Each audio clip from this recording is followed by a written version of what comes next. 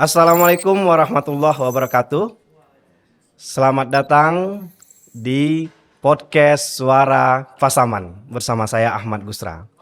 Dan sana podcast ini merupakan hasil kolaborasi dari Info Pasaman dan Stay YDI Lubuk Sekaping. Kita berharap dengan podcast ini kita bisa memberikan informasi yang lebih kaya dan beragam tentang calon-calon pemimpin kita untuk Pasaman yang akan datang, dan tentunya kita ingin menggali ide dan gagasan untuk Pasaman. Nah, saat ini kita sudah bersama dengan salah satu pasangan calon Bupati dan Wakil Bupati Pasaman periode 2025-2030 dengan membawa tagline Pasaman Bangkit. Siapa lagi kalau bukan Bapak Wely Suheri dan Bro Anggit Kurniawan Nasution. Assalamualaikum warahmatullahi wabarakatuh. Yang pertama kita mengucapkan terima kasih dulu Dapode, panggilan akrabnya. Kemudian ada panggilan akrab gak, Bro? Gak ada. Bro Anggit Bro mungkin. Anggit aja. Bro Anggit, ya. Kalau ke milenial semuanya ke bro aja. Bro aja, Masih biar muda terlihat soalnya. lebih milenial. Iya. Gitu. Terima kasih sudah menyempatkan waktu di tengah kesibukan yang sangat padat untuk hadir di podcast ini. Mudah-mudahan kita bisa memberikan banyak informasi, ide dan gagasan untuk masyarakat Pasaman.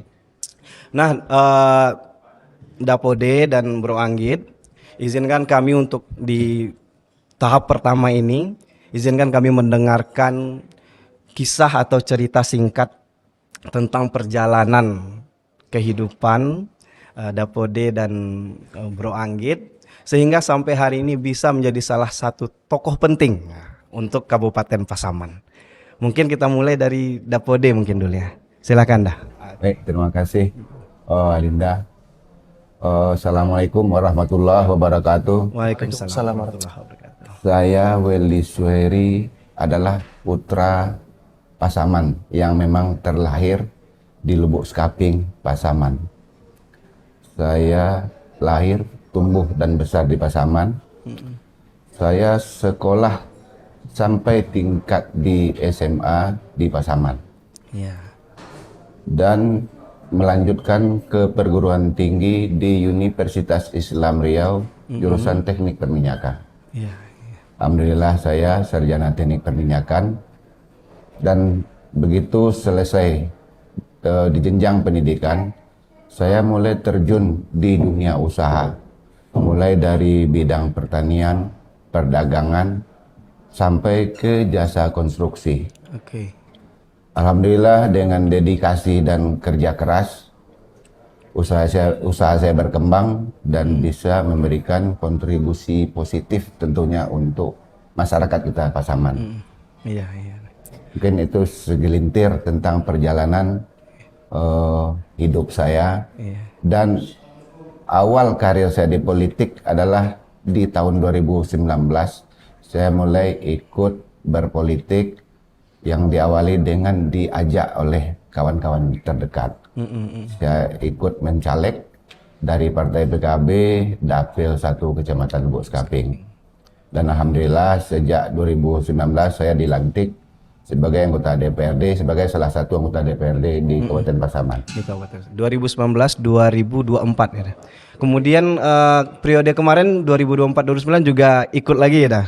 Alhamdulillah saya ikut lagi dan terpilih kembali dengan hasil, kalau untuk perorangan saya suara terbanyak se-Kabupaten Pasaman. Oke. Se-Kabupaten Pasaman. Se-Kabupaten Pasaman. Dari 35 orang anggota DPRD, secara perorangan saya suara terbanyak. Suara terbanyak. Dari dulu kan saya juga sempat baca-baca Dapode. SD-nya kalau tidak salah di 06. Ya. Pas di pusat Lubuk Sekaping ya. Ya. Kemudian SMP ke sebelahnya, SMP 1 kalau sekarang. Kemudian pindah lagi ke sebelahnya lagi di SMA 1 kalau sekarang namanya, SMU dulu ya dah.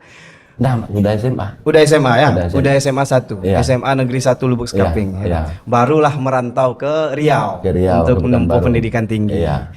Nah, dari proses perjalanan itu boleh nggak cerita sedikit perjuangan proses mengejar pendidikan itu? Ada nggak cerita-cerita untuk teman-teman muda kita yang sedang berjuang?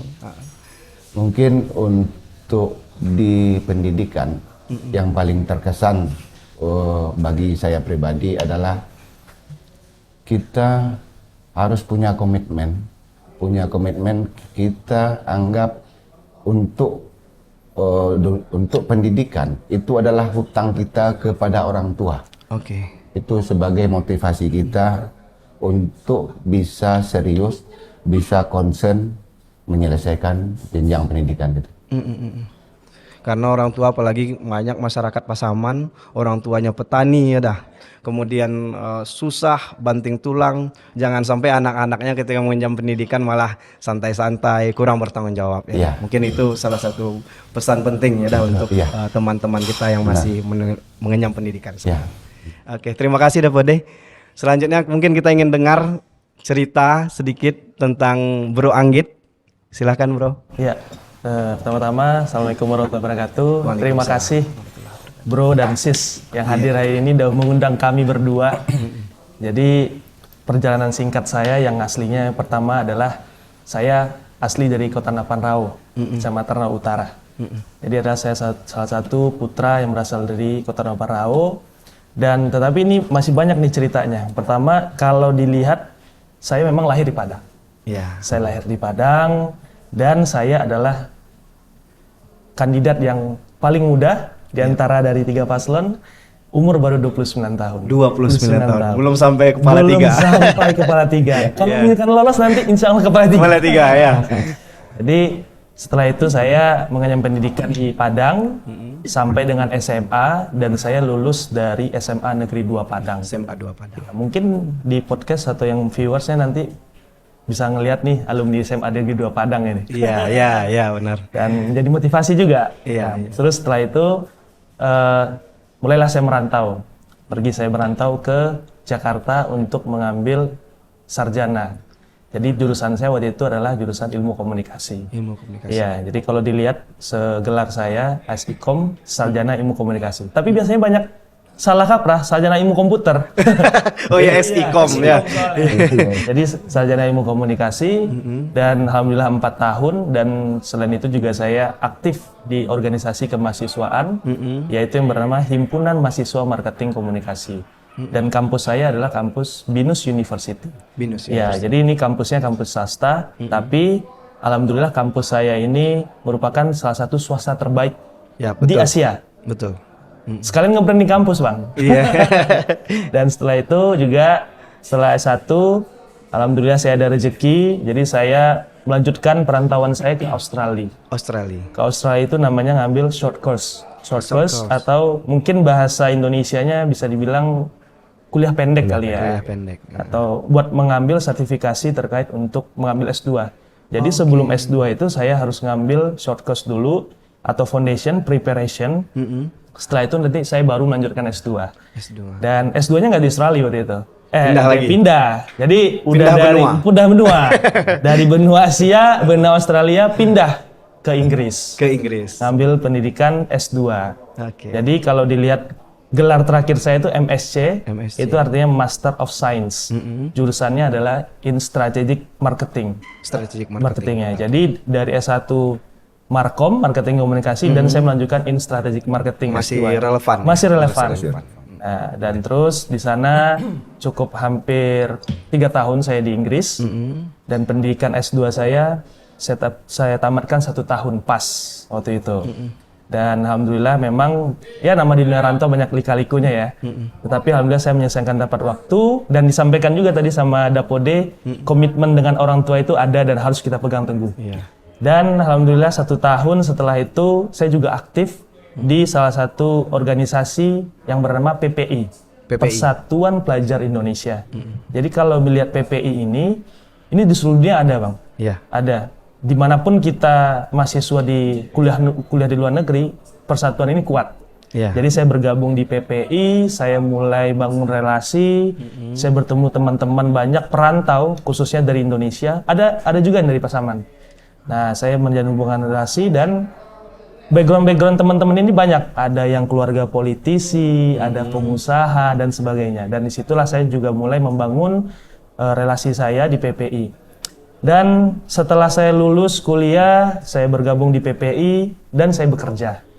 Bekerjanya bukan di dunia politik ataupun di dunia usaha waktu itu. Saya bekerja dengan salah satu perusahaan global.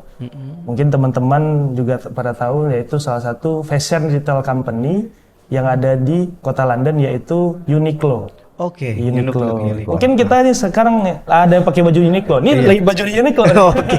Oh, ini baju Uniqlo. nih. Iya, iya. Branding Uniqlo. Jadi perusahaan ini juga merupakan perusahaan global ya. Asalnya dari Jepang. Tapi sudah hampir ribuan store-nya di dunia. Jadi saya di sana start from the bottom, dari bawah. Saya pertama part-time. Jadi kuliah sambil bekerja. Part-time untuk menambah pengetahuan pastinya ya.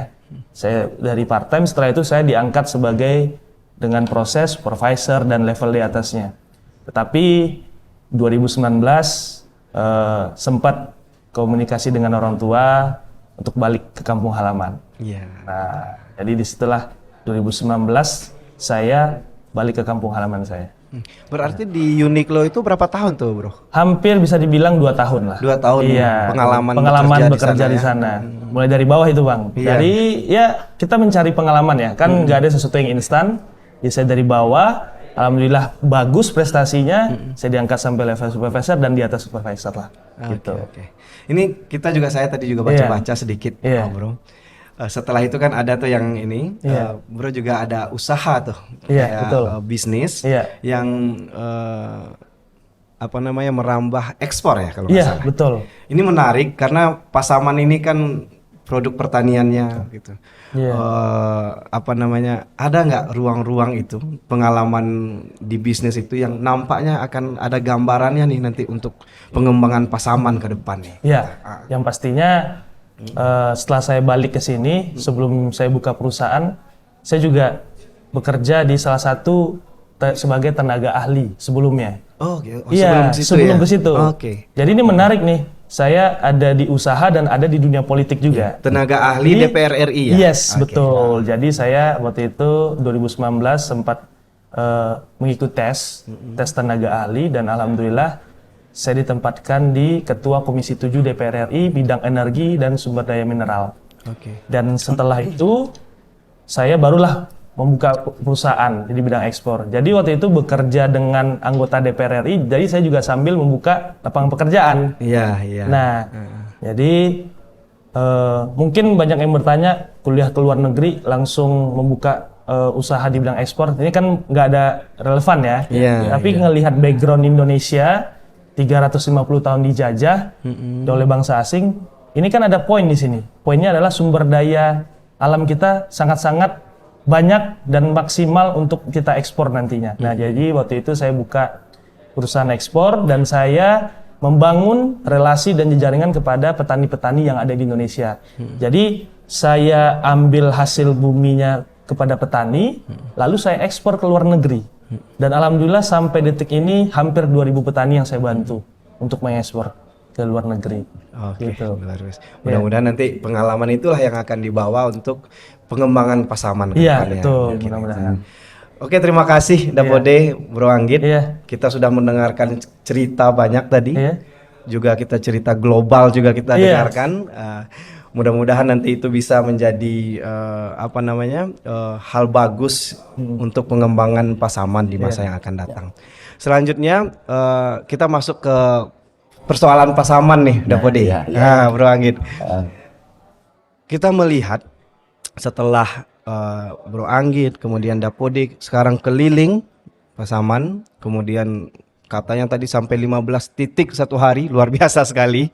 Kita ingin tahu nih, setelah proses keliling-keliling dan juga pengalaman Dapode selama 1 periode penuh jadi anggota DPR, apa sih sebenarnya yang Dapode dan Bro Anggit lihat sebagai permasalahan paling krusial dari Pasaman saat ini yang belum terselesaikan, sehingga terlihat Pasaman ini seolah-olah jalan di tempat gitu?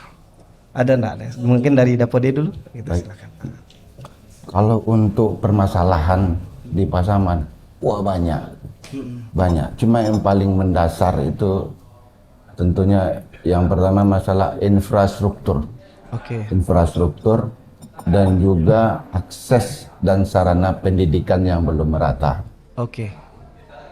Dari beberapa daerah beberapa nagari yang sudah kami kunjungi, masih banyak daerah-daerah nagari-nagari kita yang belum tersentuh pembangunan, khususnya di infrastruktur jalan. Sudah sampai ke Mapatunggul, bahkan sampai ke Soma, Kubu Baru, Soma. Alhamdulillah kondisi jalannya, aspalnya warnanya unik, warna kuning atau merah. Dan juga ke daerah Mapatunggul Selatan, jadi kita sangat prihatin dengan kondisi saudara-saudara kita yang tinggal di daerah tempat gitu. Itu mungkin permasalahan yang paling mendasar, yang paling krusial kalau menurut saya. Nampaknya tuh apa penyebabnya itu dah? Karena kan itu dari tahun ke tahun gitu ya. Setiap 5 tahunan kadang calon-calon itu kita bangun jalan untuk Mapatunggul, kita bangun jalan untuk Mapatunggul Selatan, sampai hari ini nampaknya jalannya masih kuning dah. Kira-kira apa sih penyebabnya sampai itu belum juga bisa berubah gitu dah? Kalau menurut Uda ya, penyebabnya yang paling utama itu ya memang kemampuan keuangan daerah kita. Oke. Pasaman ini terlalu luas, sehingga dengan APBD yang kita punya belum sanggup, belum mampu untuk mengakomodir, untuk meningkatkan seluruh kebutuhan masyarakat, apalagi khususnya di infrastruktur dasar tadi. Masih belum sanggup kita dengan APBD yang kita punya. Dan itulah maka kedepannya kita nanti kalau seandainya kita terpilih, kita harus banyak meminta ke pemerintah pusat. Lobby-lobby. Mudah-mudahan dengan langkah-langkah yang kami jalani, insya Allah nanti kedepannya untuk menjembatani di pemerintahan pusat mungkin sudah mulai nampak. Iya. Berarti saya ambil poin kunci dari cerita Dapode bahwa salah satu masalah paling krusial dari Pasaman saat ini tentang infrastruktur. Yang pertama infrastruktur untuk transportasi, dan yang kedua akses pendidikan. Jarak antar sekolah. Mungkin SD masih di dekat kampung ya dah. SD masih anak-anak masih dekat kampungnya. Kemudian SMP pun ya berjarak sedikit. Kecuali SMP di kayaknya sudah mulai kurang merata. Masih ada yang belum merata ya dah. Masih belum di satu, masih perlu ongkos mungkin anak-anak kita untuk pergi sekolah ke sana. Apalagi SMA. Itu saya tahu dapat kalau di Lubuk Sekaping saja, teman-teman kita, adik-adik kita yang dari Sundata misalnya, Nagari Sundata, itu ke sekolah harus pergi ke Lubuk Sekaping paling tidak. Itu pasti butuh biaya, ongkos paling tidak, makannya karena nggak mungkin pulang makan. Ya itu mungkin tantangan kita yang harus kita segera selesaikan ya. Oke, kalau dari segi dari sisi pandangannya Bro Anggit?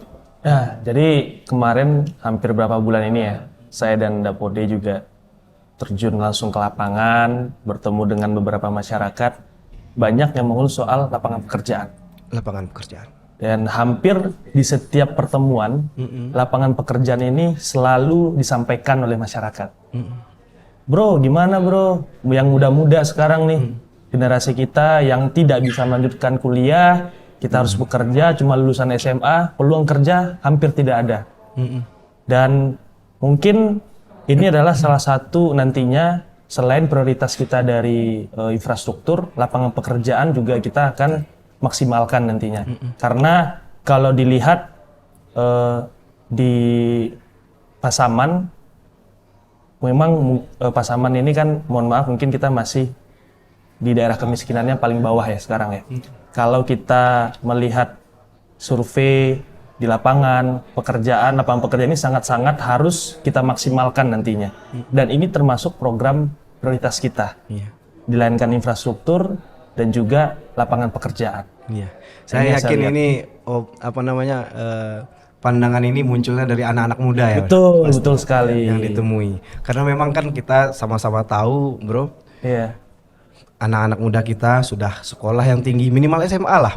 Kemudian ada yang sarjana, berjuang orang tuanya Dapode. Tapi lahan pekerjaan di kampungnya sendiri ketika pulang itu minim sekali. Pilihannya paling harus bekerja ke pemerintah misalnya.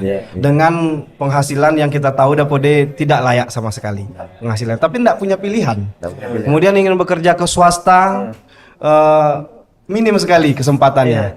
Karena memang swasta kita juga tidak terlalu besar di sini, tidak banyak yang besar, sehingga lahan-lahan pekerjaan itu minim sekali. Betul. Kira-kira Bro Anggit yang terbayang sekarang nih dalam rencana Dapode dan Bro Anggit untuk peningkatan lahan pekerjaan ini bagi sebenarnya untuk anak muda nih, karena kalau lahan pertanian karena udah sarjana kadang-kadang ada rasa Gengsi kali ya. nggak pandai lah Dapode, karena sarjana mungkin nggak biasa gitu rasanya ya. Jadi apa rencana dari paslon ini untuk meningkatkan tuh lapangan? Karena saya baca di rencana program itu ada 1.000 lapangan pekerjaan tuh. Gimana tuh cara mencapainya? Untuk program ini mungkin kita akan konsen di pelatihan mempersiapkan adik-adik atau anak-anak kita menjadi siap tampil di dunia pekerjaan. Dengan apa yang kita punya sekarang, kita sudah punya balai latihan kerja, tentunya kita akan dorong, akan optimalkan supaya BLK bisa memberikan pelatihan-pelatihan, pembinaan-pembinaan yang sesuai dengan kebutuhan-kebutuhan dunia kerja saat ini. Kalau sekarang ini kita sama tahu, kita semuanya sudah mengarah ke digitalisasi. Jadi kita tentunya juga harus seiring berkembang BLK-nya untuk pembinaan dan pelatihannya juga harus arahnya lebih konsen ke situ. Update ya dah. Iya, lebih update dan tidak hanya sampai di situ, tentunya kita juga ke depannya akan membuka bursa kerja untuk menjadi lapangan lowongan pekerjaan bagi adik-adik kita, anak-anak kita yang sudah memang layak, yang sudah memang mendapatkan sertifikat tadi dari Balai Latihan Kerja. Berarti bursa kerja ini menjadi penghubung antara teman-teman yang mencari kerja dengan perusahaan atau usaha yang membutuhkan pekerjaan. Dan nanti di BLK ini juga banyak jurusannya, Bang. Jadi kayak contoh misalkan teman-teman kita yang hobi komputer misalkan, tapi dia tidak punya skill, kita akan membuat kejuruan komputer. Dan kita diajarkan sampai pandai, sampai bisa. Dan nanti ketika setelah mengikuti di kejuruan itu mendapatkan sertifikat. Nah, atau sekarang contoh misalkan teknik mesin, itu kita ajarkan sampai benar-benar bisa di dunia permesinan. Setelah itu dapat sertifikat dan lolos dari Balai BLK tadi, Balai Latihan Kerja tadi, gitu. Menarik soal teknologi tadi, Bro. Kita juga sudah tahu bahwa memang Indonesia atau dunia ini kan sekarang nggak ada batas. Sebenarnya kita tinggal di sini, tinggal di Pasaman, kita bisa bekerja di mana saja ya. Bahkan sebenarnya teman-teman Pasaman kita, beberapa orang juga ada yang bekerja seperti itu, punya pekerjaan freelancer atau project yang sifatnya online, sehingga juga. Itu bisa menjadi lahan pekerjaan yang tidak harus pergi keluar, tinggal di kampung dengan biaya hidup yang murah, tapi dapat penghasilan yang lebih besar dari luar. Mungkin itu yang dibayangkan mungkin ke depan untuk lahan pekerjaannya ya. Oke, menarik. Ini pertanyaan berikutnya itu agak menyinggung seketik. Nama ada ya. Ada asumsi dari masyarakat. Ini asumsi lah namanya. Bahwa pasangan ini dianggap pasangan yang kurang berpengalaman katanya. Yang pertama Dapode, anggota DPRD Kabupaten Pasaman, Dapil 1 Lubuk Sikaping, sehingga banyak dikenalnya itu di sekitaran Lubuk Sikaping. Takutnya nggak terlalu kenal wilayah Pasaman keseluruhannya. Takut masyarakat katanya tidak menelurkan kebijakan yang tepat untuk seluruh wilayah. Tanggapan dah. Itu dah. Kalau tanggapan seperti itu memang sudah sampai ke telinga sudah mendengar tanggapan seperti itu, dan itu hal biasa. Betul. Hal biasa. Dan untuk udah pribadi itu udah jadikan sebagai motivasi supaya udah bisa lebih dikenal dengan anggapan-anggapan seperti itulah, makanya sudah sampai ke Mampatunggul Selatan, sampai ke Mampatunggul gitu. Sampai ke, kalau kecamatan kita Bonjol ternyata masih ada satu kampung yang bisa kita bilang masih terisolasi. Oke. Udah sampai di situ namanya Sungai Hitam. Sungai Hitam daerah mana tuh dah? Daerah Rumah Makan Roda Baru. Jalan lama kita kan lewat pinggir bukit tuh. Oke. Terus masuk ke dalam. Jauh ke atas. Lumayan jauh. Ke atas. Dengan akses jalan yang ini ya kurang memang memadai. Kita tempuh lebih kurang 1 jam lebih. Dari jalan utama dah? Ya. Oh, luar biasa juga. Lumayan jauh. Oke. Berarti sebenarnya salah satu menjawab dari asumsi-asumsi itu dengan keliling lebih banyak, ya dah? Iya. Supaya lebih masyarakat semakin mengenal Dapode dan pasangan ini. Nah, kemudian khusus untuk Bro Anggit tadi, pertanyaannya asumsinya sama. Karena Bro Anggit ya pasti putra Pasaman. Tapi banyak hidup tumbuh besar di rantau, di Padang, kemudian merantau ke Jakarta, kemudian sampai ke luar negeri gitu. Dianggap kurang tahu spesifik detail-detail Pasaman. Tanggapannya Bro Anggit? Ya pastinya memang kekhawatiran itu ya sah-sah saja ya. Tapi saya di sini dengan pengalaman dan saya hidup di rantau, saya banyak jaringan, apalagi saya pernah bekerja di dunia politik dan skopnya nasional. Ini kan bisa menjadi timbal balik untuk membawa arah perubahan nantinya. Kenapa saya bilang seperti itu? Boleh mungkin masyarakat bilang tidak mengenal masalah Pasaman, tetapi ketika saya berada di jaringan pusat ya, tepatnya saya pernah menjadi tenaga ahli dan mungkin sebelumnya belum saya sampaikan, keluarga saya juga merupakan anggota DPD RI. Mertua saya juga anggota DPR RI. Ini adalah salah satu kombinasi yang pas nantinya. Kalau saya melihat di antara 3 paslon, mungkin yang mempunyai jaringan itu cuma saya. Saya pede menjawab seperti itu. Karena melihat pengalaman dan di dunia politik ya, kalau melihat permasalahan Pasaman, apa yang disampaikan udah tadi, APBD kita tidak cukup. Betul. Nah, jadi solusinya apa? Solusinya adalah kita harus mempunyai diplomasi ke pusat agar bisa menarik atau menggiring anggaran ke daerah. Nah, ini adalah yang nantinya yang saya akan jalankan kepada saya dan Dapode ketika nanti ada permasalahan yang ada di Pasaman, tidak putus di Pasaman, tidak bisa diselesaikan di Pasaman, saya akan menjemput ke pusat. Nah, inilah tujuan saya di sini. Kalau melihat sekarang juga kita review ya 20 tahun belakang ini, mohon maaf, mungkin wakil bupati ini perannya mungkin tidak banyak. Cuma perannya adalah mewakili ketika bupati tidak hadir. Setuju tidak? Nah, tapi di saya nantinya itu akan stigma itu akan saya hapuskan. Saya adalah wakil yang akan mengambil atau menjemput bola ke pusat untuk Pasaman nantinya. Malah asumsi tadi itu bisa sebaliknya, malah pengalaman di luar tadi, hidup banyak di luar tadi jadi keuntungan yang akan dibawa untuk, jadi menjadi keuntungan nantinya untuk Kabupaten Pasaman ini. Terkait tadi itu dah. Tadi Dapode, Bro Anggit juga sudah menyinggung terkait APBD kita dah. Terbatas sekali. Kalau nggak salah angkanya di antara 1T ya dah. 1T lebih sedikit. Lebih sedikit. Dan kita sama-sama tahu untuk membangun banyak hal itu tidak cukup. Gitu ya. Apalagi saya coba bacakan dah ya program-program yang ada di baliho-baliho pasangan 01. Ada rencananya untuk membuat ambulan gratis. Ada seragam gratis sebagai tambahan dari program sebelumnya itu ya. Pasaman Cerdas Plusnya lah gitu ya, tambahannya dengan seragam gratis. Ada bajak gratis untuk para petani. Kemudian belum lagi cerita kita tadi dah tentang sarana transportasi, jalan yang perlu kita bangun terus. Kemudian tadi ada hal-hal lain yang ingin kita rencanakan, pelatihan-pelatihan. Tentu itu butuh banyak dana.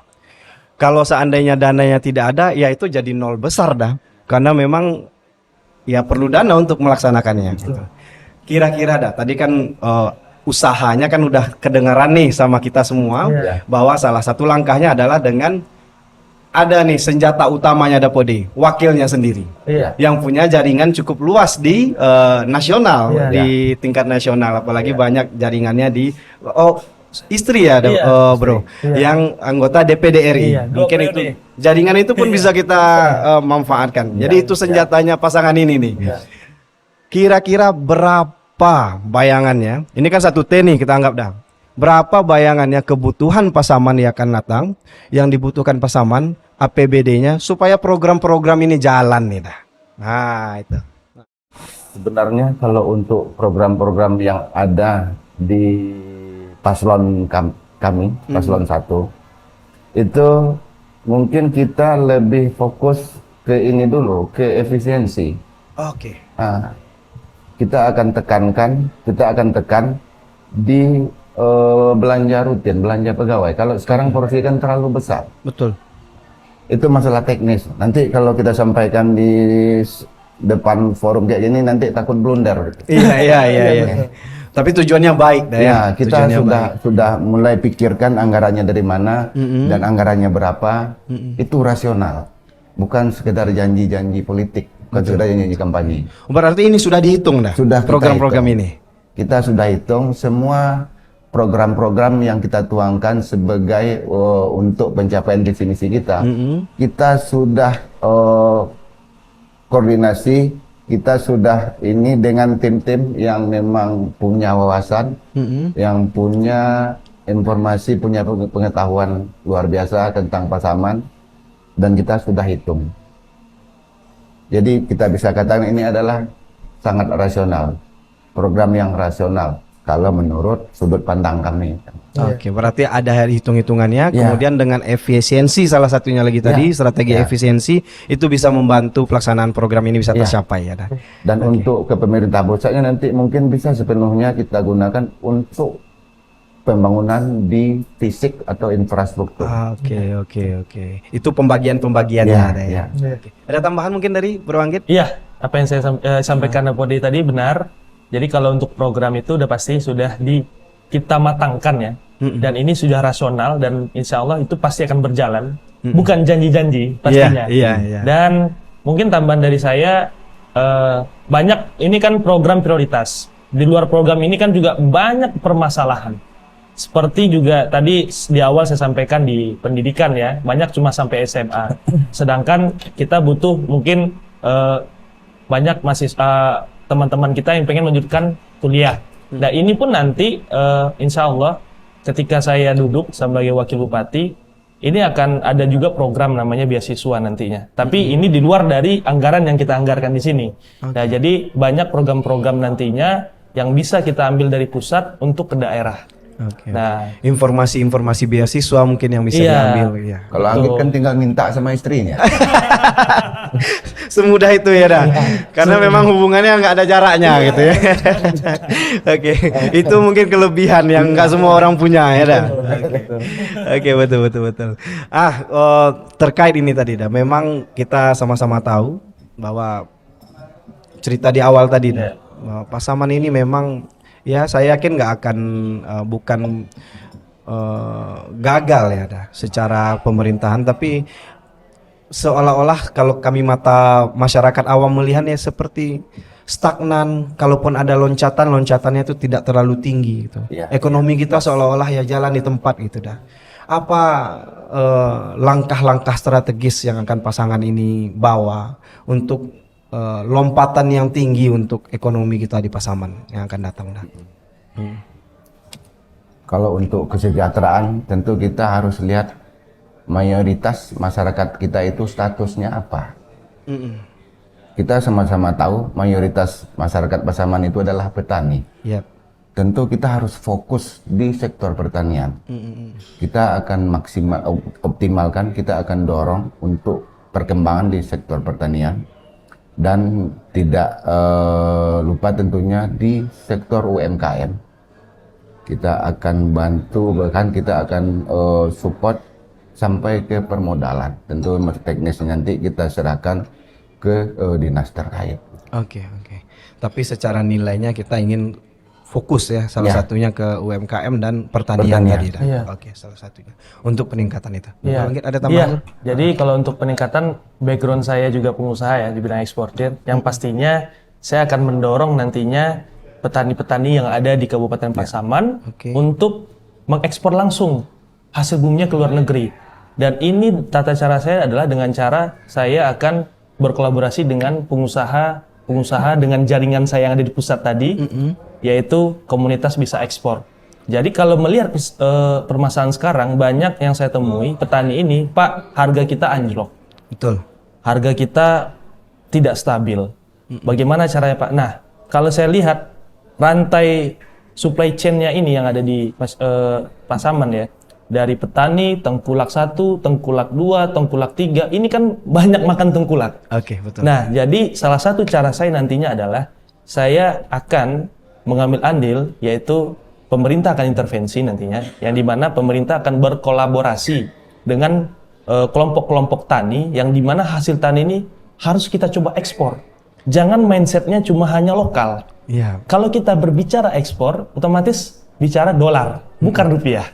Nah, jadi ini adalah upaya peningkatan nantinya dari, insya Allah ya, kita duduk kolaborasi dengan pemerintah dan petani yang ada, kelompok tani yang ada di Pasaman. Bagaimana nanti caranya kita akan mengekspor dan mendorong perekonomian di Kabupaten Pasaman. Oke. Kalau ekonomi bagus, mungkin sekolah gratis, pendidikan gratis nggak perlu. Iya. Karena ekonominya udah bagus. Masyarakat udah bisa bayar Udah sendiri. bisa sendiri. Oke. Kecuali ekonominya hancur, peran pemerintah otomatis pasti akan lumayan maksimal di bidang itu kan. Iya. Jadi hal yang krusial adalah ekonomi dulu yang kita bentuk. Iya. Gimana caranya hasil pertanian kita, apalagi 80% dari masyarakat kita itu bertani. Nah, ini adalah salah satu terobosan kita nantinya, gimana kita memutus ini untuk peningkatan harga tadi. Harga kita tingkatkan, kalau kita bicara ekspor otomatis harga udah pasti tinggi. Iya. Iya kan? Nah, betul. Seperti itu. Saya dalami sedikit lagi, Bro Iya. Anggit. Pasti proses ekspor ini, walaupun kami tidak tahu secara Iya. mendalam, pasti ada syarat dan ketentuan. Iya. Misalnya soal mutu, Iya. soal hal-hal lain dan sebagainya. Iya. Apakah menurut pengalaman Bro Anggit itu mungkin ya dilakukan oleh para petani Pasaman? Jadi nantinya ini juga ada, kemarin saya bertemu juga beberapa petani, karena dari petani sekarang intervensi pemerintah mengedukasi itu tidak ada. Oke. Jadi kalau kita melihat ekspor, otomatis itu ada hasilnya atau grade-grade yang dihasilkan dari petani kita. Tapi petani sekarang, mohon maaf, mungkin belum diedukasi. Diedukasi dalam arti kata ketika penanaman, kualitasnya seperti apa. Dan ini nantinya saya akan, pemerintah akan berperan untuk mengedukasi bagaimana cara mulai dari start awal, cara penanaman, penghasilan, dan pembibitan, semuanya itu akan kita ajarkan agar menghasilkan kualitas ekspor yang baik nantinya. Oke. Nah, seperti itu. Berarti memang mungkin, tapi dengan Mungkin. pembinaan-pembinaan. Pembinaan itu betul sekali. Iya, betul. Baik, Dapode, Bro Anggit. Selanjutnya kita ada nih teman-teman ini yang jadi tim di sini itu kan Iya. teman-teman mahasiswa dari STAI YDI Lubus Kaping. Ada Bos. satu titipan pertanyaan Oke. nih. Oke. Bagaimana Bro tadi? Boleh ngopi dulu? Oh, boleh. Nah, Lanjut. Jangan segan-segan dah. saya mulu dulu nih ngopi nih tadi. Sambil jalan kita. Ngopi. Teman-teman dari STAI sudah ready? Iya boleh. Lanjut. Silakan. Ini Pak. Iya. Ya. Kalau berdasarkan data dari Freedom House yang kita dapat, itu menyebutkan bahwasanya indeks demokrasi Indonesia turun dari 62 poin pada 2019 menjadi 53 poin pada 2023. Nah, hal ini tentu bersebab dari banyak faktor. Dan menurut saya sendiri sebagai mahasiswa, faktor yang paling krusial adalah tidak bersihnya proses pemilihan yang ada di Republik kita saat ini. Nah, sehingga banyak oknum calon pemimpin mengeluarkan modal besar untuk memberikan serangan pajak, sehingga saat menjabat, kasus korupsi tidak lagi menjadi hal yang memalukan, sebab modal mesti dikembalikan, kan begitu logikanya Bang. Iya. Nah, pertanyaannya, bagaimana tanggapan Bapak terkait money politik ini, dan apa komitmen serta langkah konkret Bapak untuk menghadirkan politik yang bersih khususnya untuk di Pasaman sendiri? Mungkin sekian aja. Pak. Iya. Oke, baik. Terkait politik uang nih. Money Dah. politik. Iya, ini kan menjadi keresahan kita bersama. Betul. Mungkin siapa dulu yang ingin apa? Silakan dah. Mungkin kalau untuk ini lebih tepatnya udah dulu ya. Iya, dah. Karena udah baru saja melewati proses pemilihan legislatif Iya. yang baru selesai gitu ya. Iya, Di bulan betul. Februari yang lalu gitu. Dengan suara terbanyak dah ya. Kalau boleh udah memberi ini ya, memberi apalah namanya ya. Kalau boleh udah katakan pileg yang kita lakukan di 2024 yang baru saja kita lewati, itu adalah pileg paling barbar. Waduh. Paling barbar. Dan udah sendiri secara pribadi, secara individu, memang sudah mengambil keputusan. Kalau untuk pileg, udah nggak mau lagi. Saking barbarnya deh. Ya. Udah ambil keputusan, habis satu periode ini, udah stop. Karena permasalahannya mungkin itu menjadi PR kita bersama. Betul. PR kita bersama. Bagaimana kita memberi edukasi, bagaimana kita memberi pemahaman ke masyarakat kita yang menjadi penentu, kalau kita di Pasaman menjadi penentu nasib Pasaman 5 tahun ke depan itu kita masyarakat. Iya. Tergantung kita dalam menentukan pilihan itu prosesnya seperti apa. Nah itu harusnya menjadi PR kita bersama. Karena nampaknya memang sudah jadi lingkaran setan ya dah. Iya. Kasarnya itu bahasa istilahnya itu. Iya, benar. Masyarakat pun minta mungkin sebagian oknum-oknum. Iya. Sehingga politisi pun tidak punya pilihan. Bisa jadi dah. Jadi memang barbar sekali nampaknya, apalagi yang terakhir ya dah ya. Kalau untuk permasalahan itu mungkin itu lingkarannya kita tidak tahu salahnya di mana ya. Ada masyarakat yang menyampaikan, yang memberikan pernyataan kami udah terlalu sering dibohongi oleh janji-janji seperti ini. Iya betul. Dan di saat udah yang berbicara, udah pun bilang gitu.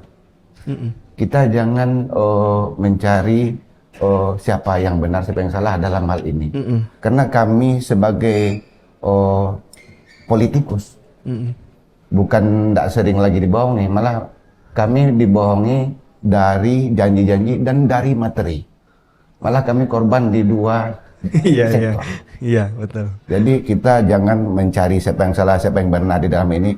Kita cari benang merahnya ke depannya seperti apa.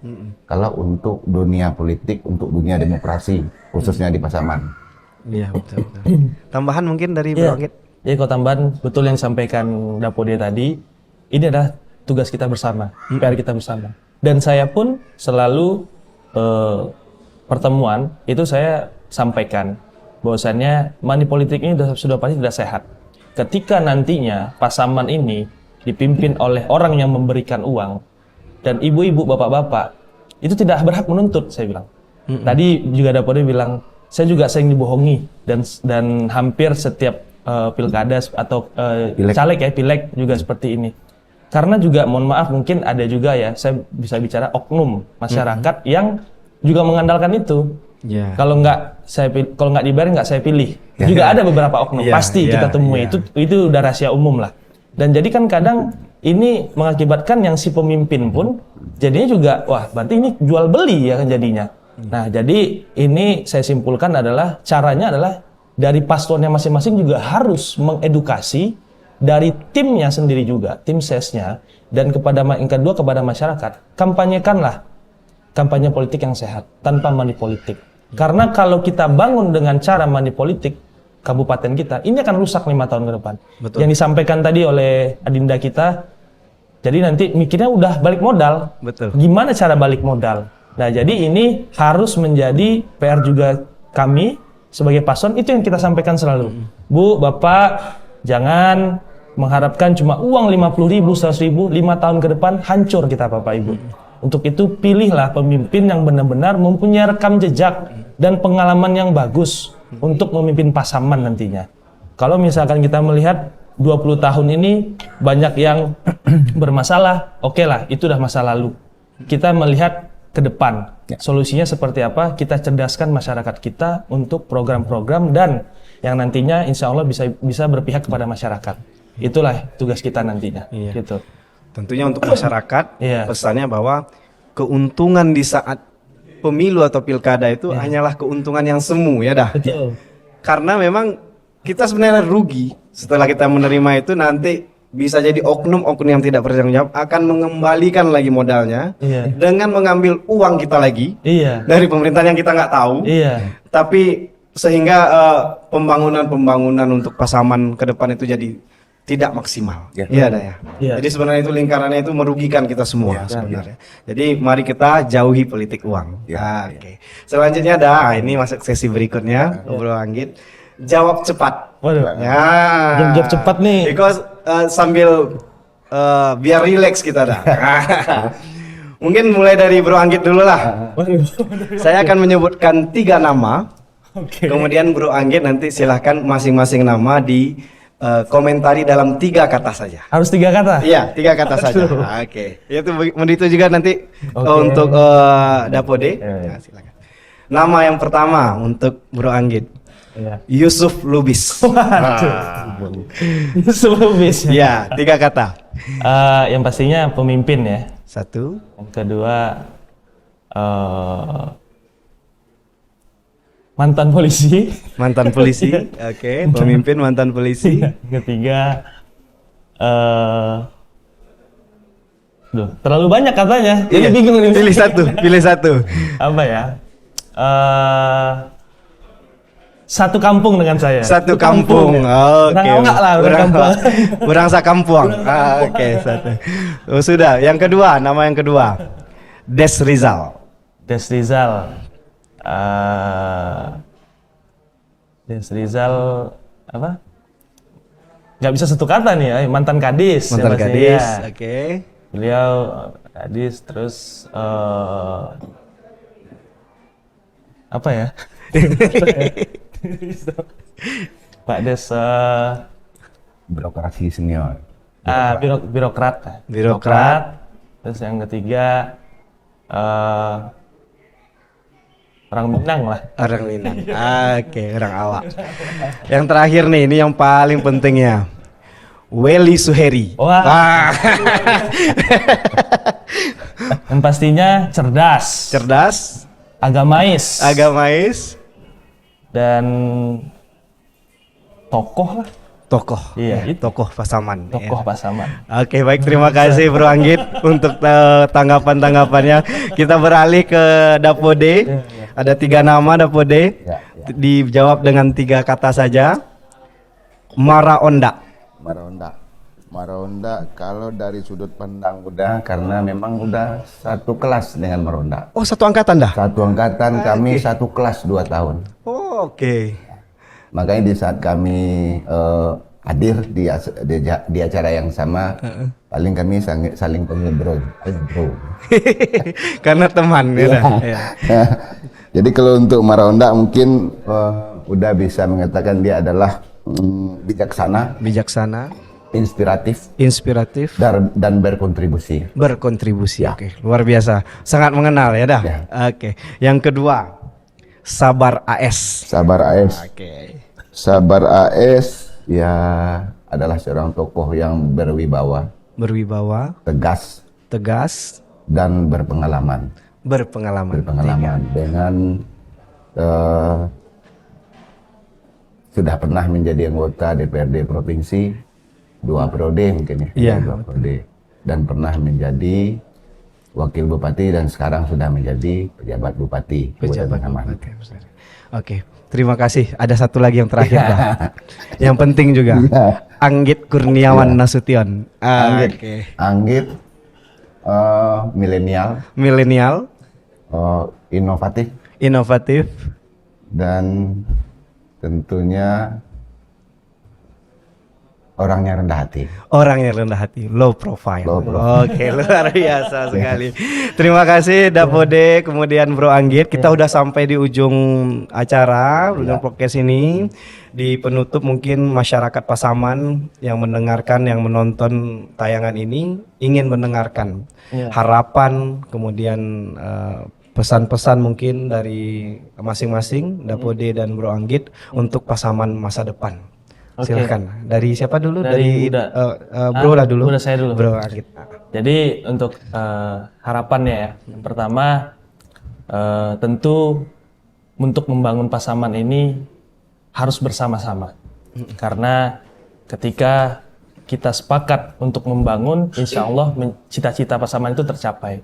Kalau melihat posisi Pasaman kita 20 tahun belakang ini adalah kita dalam kategori tidak baik-baik saja. Kampung halaman saya tidak dalam baik-baik saja. Untuk itu, marilah kita bangkitkan dulu, baru juara, baru kita lanjutkan. Kalau kita juara dulu, juara apa yang harus kita juarakan? Sedangkan kita masih di bawah. Iya. Mau kita lanjutkan, apa yang kita lanjutkan? Kemiskinan? Tidak. Yang pastinya kita harus bangkit dulu dari segi infrastruktur, ekonomi, sosial, budaya, kita bangkitkan, barulah kita berjuara, baru kita lanjutkan nantinya. Oke, Selanjutnya, udah bodoh. Oke, silakan dah. Kalau udah bermimpi sesuai dengan latar belakang dan niat udah untuk maju di pilkada Pasaman ini, memang udah bermimpi melihat Pasaman tuh bisa makmur, bisa adil, sejahtera di semua sektor, baik di sektor pendidikan dan di kesehatan. Kita udah ingin masyarakat Pasaman merasakan pemerataan di sektor-sektor itu tersebut, termasuk juga sektor ekonomi. Sektor ekonomi. Ya, Pemerataan. Mimpinya. ya. Oke, baik. Dari Bro Anggit tadi harapan yang kita bangkitkan dulu. Iya, Pasaman betul. ini. Kita akselerasi dulu. Iya. Ya. Oke. Baik, terima kasih Bro Anggit, Iya. Dapode Iya. sudah menyempatkan waktunya di tengah kesibukan. Iya. Mudah-mudahan apa yang kita bicarakan hari ini bisa didengar oleh masyarakat. Iya. Dan tentunya masyarakatlah yang akan menentukan nanti sebenarnya siapa yang akan mereka pilih untuk Iya. pemimpin mereka di masa yang akan datang. Oke. Dunsana, Steve Jobs pernah berkata, inovasi adalah salah satu kunci pembeda antara pemimpin dan pengikut. Siapa yang tidak pernah berinovasi tidak akan pernah layak untuk menjadi pemimpin. Jadi, mari sama-sama kita terus berinovasi untuk Pasaman yang lebih baik, untuk Pasaman yang maju, untuk Pasaman yang sejahtera, untuk Pasaman yang bangkit. Terima kasih. Saya Ahmad Gusra. Assalamualaikum warahmatullahi wabarakatuh. Waalaikumsalam.